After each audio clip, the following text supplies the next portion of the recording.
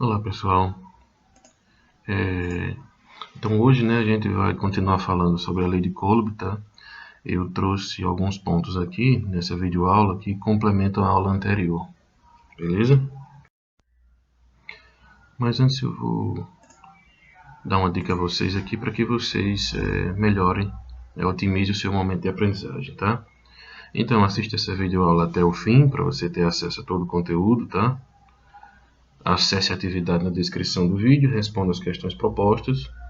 E caso surja alguma dúvida, alguma divergência, você escreva nos comentários, tranquilo? Beleza, então vamos seguir. Pessoal, então vamos recapitular a aula anterior, tá? Bem, na aula anterior a gente viu que a carga elétrica de um corpo é determinada pelas partículas em excesso nesse corpo, tá? Pela quantidade dessas partículas e pelo sinal das partículas, tá?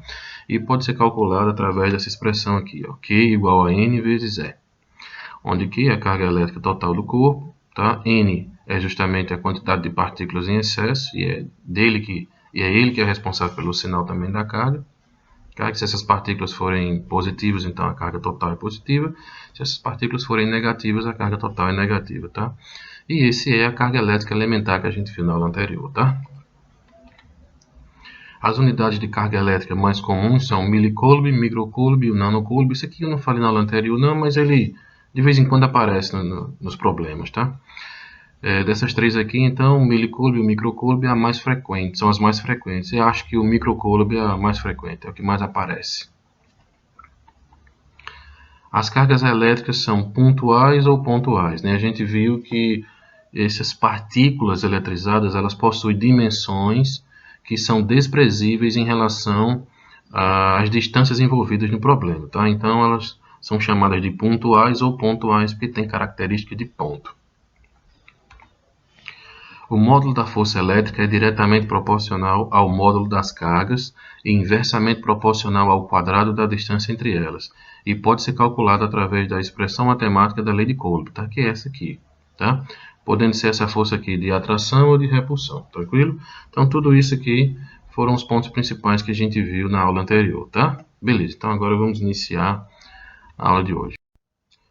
Pessoal, então um ponto importante que a gente tem que falar, então, a influência do meio, tá? Ou seja, cada meio ele tem uma coisa chamada constante dielétrica, tá? E a constante dielétrica de cada meio é um fator de redução da força elétrica, tá? Então vamos ver isso. Ó, essa figura aqui ela representa, tá, a estrutura de uma molécula de cloreto de sódio, tá? Então aqui, ó, essa partícula roxa aqui ela representa o íon sódio, né? O átomo de sódio. Tá? E essa partículazinha aqui representa o íon negativo, que é o átomo de cloro. Tranquilo? Beleza. Então, elas estão fixas nesses pontos aqui, ó, porque elas estão submetidas a forças elétricas. São forças elétricas que mantêm as moléculas no formato que elas estão. Tá? E essa força elétrica aqui que mantém essas cargas todas, digamos assim, nessas posições, elas são descritas pela lei de Coulomb, tá? Ou seja, cada uma delas aqui ó, tem um valor de carga e está separada por uma certa distância. Então, a lei de Coulomb descreve muito bem essa situação aqui, tranquilo? Beleza. Isso aqui é sal. Então, se a gente sabe, se a gente pegar o sal e colocar ele dentro da água, o que vai acontecer? Ele vai dissolver. Por que ele vai dissolver? Porque a água tem uma constante dielétrica, ou seja, um fator de redução da força elétrica que vale 81. Então, ou seja, a força elétrica que mantinha, digamos, esses íons aqui juntos na molécula, enquanto estava no ar, tá? Ela diminui 81 vezes na água. Por isso, você vê o átomo, você vê o sal lá dissolvendo. Tranquilo? Então veja bem, ó, cada um meio desse aqui, ó, ele tem uma constante dielétrica, ou seja, ele tem um fator de redução da força elétrica. Tá? Veja que o vácuo e o ar basicamente é a mesma constante, quase não tem nenhuma diferença entre eles. Mas nesses outros aqui, tá, o valor já é considerável. Tá? Nessa outra coluna aqui, a gente tem a constante eletrostática desses meios. Tá? Essa a gente já conhece, a gente já viu na aula anterior, ela é a constante eletrostática do vácuo, tá? É a que a gente coloca aqui, ó. Tá na lei de Coulomb, certo? E essas outras constantes aqui, ó, elas são obtidas justamente pegando esse valor aqui e dividindo pela constante dielétrica do meio, tá? Se eu pegar isso daqui e dividir por 1, é ele mesmo. Se eu pegar isso daqui, ó, e dividir por 81, por exemplo, Aí vai aparecer isso aqui, 1.11 vezes 10 a 8. Então, quando é que você vai usar essa constante ou essa outra constante aqui, tá? Quando o problema fornecer essa daqui, você usa essa. Quando o problema fornecer essa outra, você usa essa. Tá? E se fornecer as duas, você precisa decidir qual é a mais conveniente a ser utilizada, tá? Nesse caso aqui, digamos que um problema ele forneça essa daqui, ó. Significa que você tem que recalcular tudo isso daqui, substituindo, tira a constante do vácuo, que é essa aqui, ó, e coloca a da água. Aí você vai estar calculando qual vai ser a interação, ou seja, qual é a força elétrica entre determinadas partículas separadas por uma determinada distância dentro da água. Tá? Então você vai estar usando isso daqui. Se o problema fornecer, se não, você utiliza esse outro aqui, ó. Tá? A gente vai ver mais à frente alguns exemplos sobre isso e aí vai ficar mais claro, tá? Mas lembra disso, a constante dielétrica é um fator de redução da força elétrica, tá? E cada meio tem a sua constante dielétrica diferente, tranquilo? Beleza, então. Pessoal, outra coisa muito importante a se falar é o princípio da superposição, tá? Então, o que seria o princípio da superposição? Bem, esse princípio é utilizado para analisar o resultado da soma de vários efeitos simultâneos em um corpo ou local, tá? Então, ou seja, vamos considerar essa carga aqui como uma carga de teste, chama ela de Q0, tá? Beleza. Se eu colocar essa outra carga aqui, uma aqui, ó, positiva, a gente já sabe que vai ter uma força, né, uma interação entre elas, tá? Que nesse caso é a força F1. Então, Q0 tá, recebe, ou seja, é submetido a essa força F1 por causa da presença de Q1 aqui, tá? Beleza. Se eu colocar essa outra carga aqui, Q2, tá? A gente sabe que Q0 vai sofrer a ação dessa outra força aqui, ó, F2, por causa da presença de Q2, tá? Então, essas duas forças combinadas aqui, ó, elas estão relacionadas com o princípio da superposição. Elas estão superpostas aqui sobre essa carga, tá? Ou seja, há um efeito por causa da presença dessas duas cargas aqui, ó. Mas é um efeito somado. Aqui a gente está vendo eles individuais. Mas o efeito que vai acontecer é um efeito somado, tá? Dependendo dessa carga aqui, ó, essa vai se afastar para cá. E dependendo dessa outra carga, ela vai se afastar para cá. Então existe, ou seja, um efeito dessas duas interações aqui, tá? Que é esse efeito aqui, ó.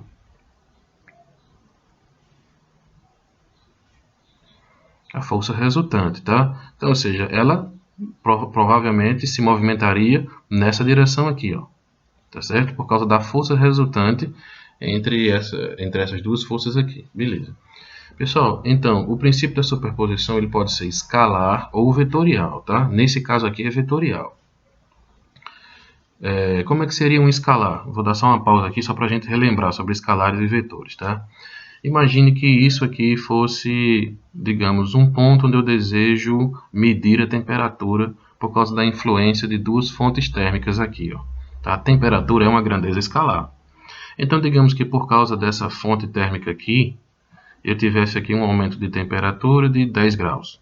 E por causa dessa outra fonte térmica aqui, eu tivesse um aumento de temperatura de 5 graus.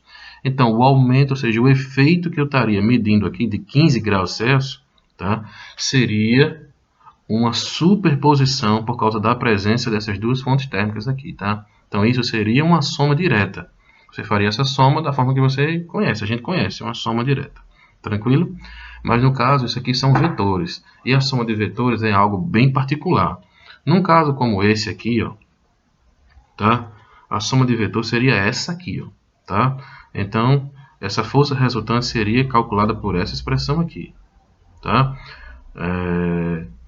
Mas lembrando que ó, cada disposição de vetor vai dar uma soma vetorial diferente. Tá? Não vou entrar nessa parte aqui agora, porque isso não é o foco dessa aula. Tá? A gente pode ver isso daí depois, posso passar o material para vocês depois, tranquilo? Mas veja bem, então essa força vetorial aqui, ó, então seria Fr ao quadrado, que é a força vetorial, F1 ao quadrado, mais F2 ao quadrado, mais duas vezes F1 vezes F2 vezes o cosseno de θ. Esse θ seria o ângulo aqui, ó, entre os dois vetores, tá? F1 e F2, tranquilo?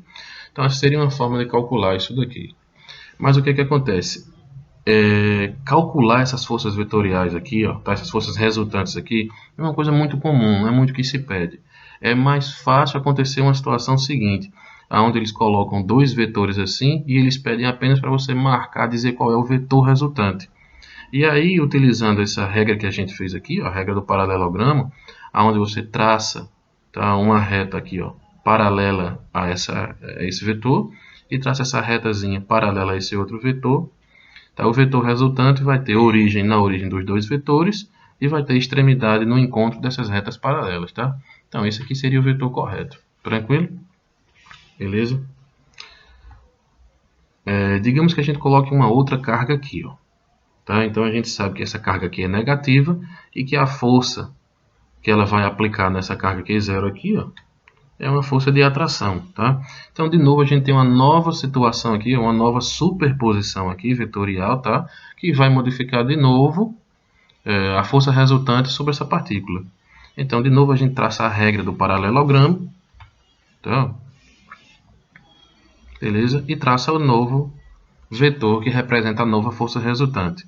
Então, essa força resultante, ela é a superposição, ela é o efeito, tá? Ela é o efeito, essa força resultante é o efeito da superposição dessas três cargas elétricas aqui, ó, sobre essa carga elétrica, tranquilo?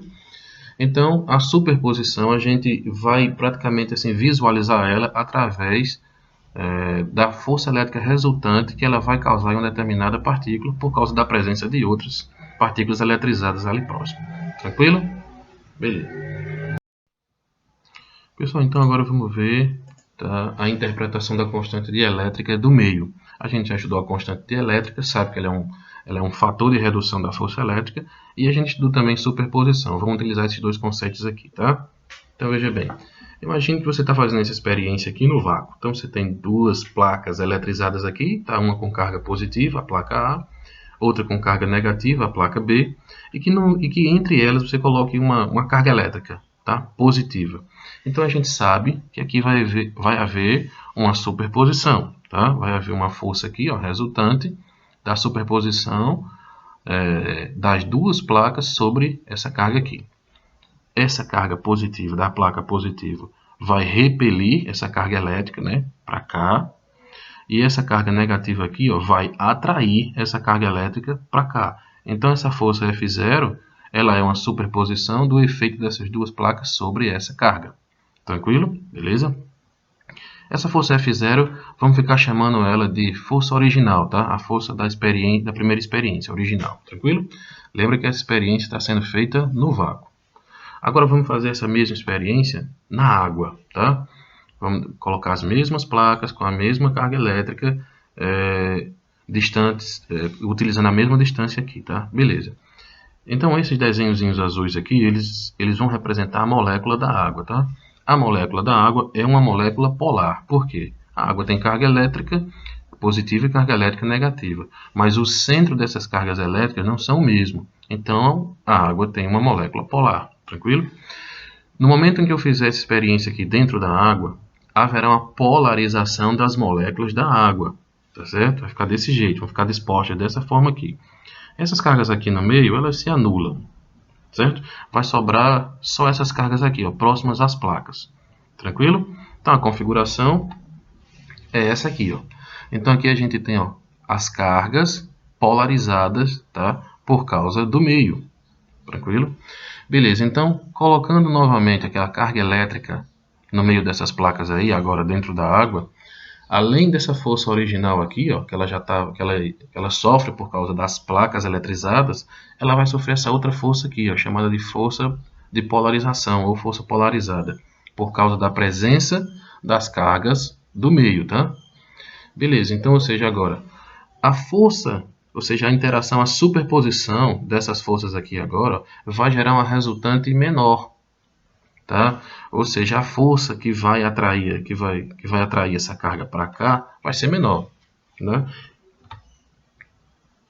Ou seja, essa é a força resultante, ó. E como é que eu calculo essa força resultante? A força original, tá, gerada pelas placas eletrizadas, menos a força de polarização gerada pelas partículas do meio, tá certo? Essa força resultante vai ser menor do que a força original agora, tá? A gente vai ter uma força menor, e era isso que a gente esperava, era o que eu tinha falado antes, tá? A força de polarização também ela vai ser sempre menor do que a força original. Tranquilo? Garantindo que sempre haverá uma força resultante. Beleza? Então, a constante dielétrica do meio vai ser a força original, tá? Dividido pela força resultante que está acontecendo nessa experiência. Tá? Então, se eu quero calcular a força resultante de um determinado meio, eu vou pegar a força original e dividir pela constante dielétrica do meio. Tranquilo? Beleza. Então, uma coisa muito importante para que isso aconteça, para que essa força exista, é esse fator aqui. Ó, tá? A força polarizada vai ser sempre menor do que a força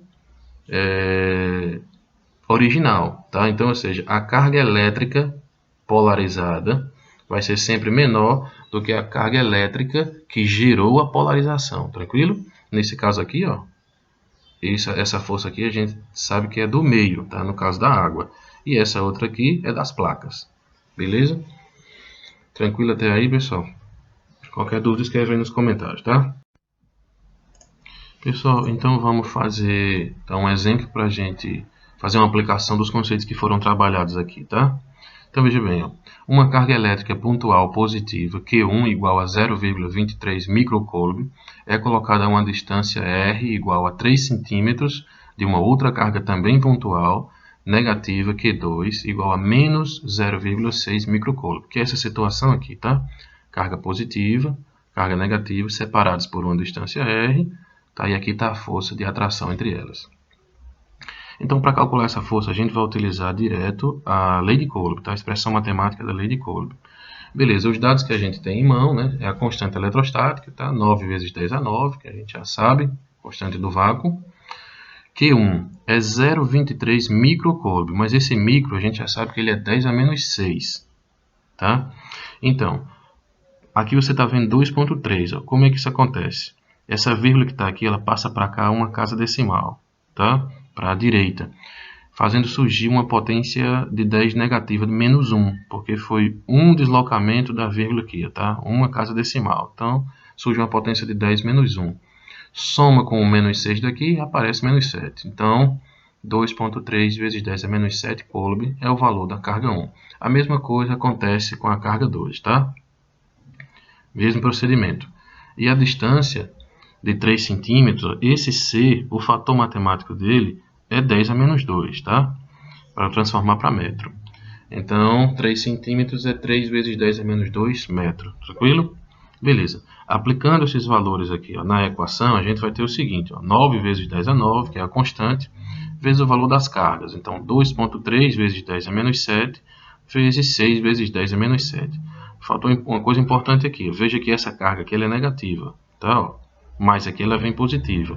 Quando a gente vai fazer o cálculo de força, o que vem para cá é o módulo das cargas, tá? Se tiver negativa, tem que vir positiva, tá? Beleza. Dividido pela distância, 3 vezes 10 a menos 2 ao quadrado. Tranquilo?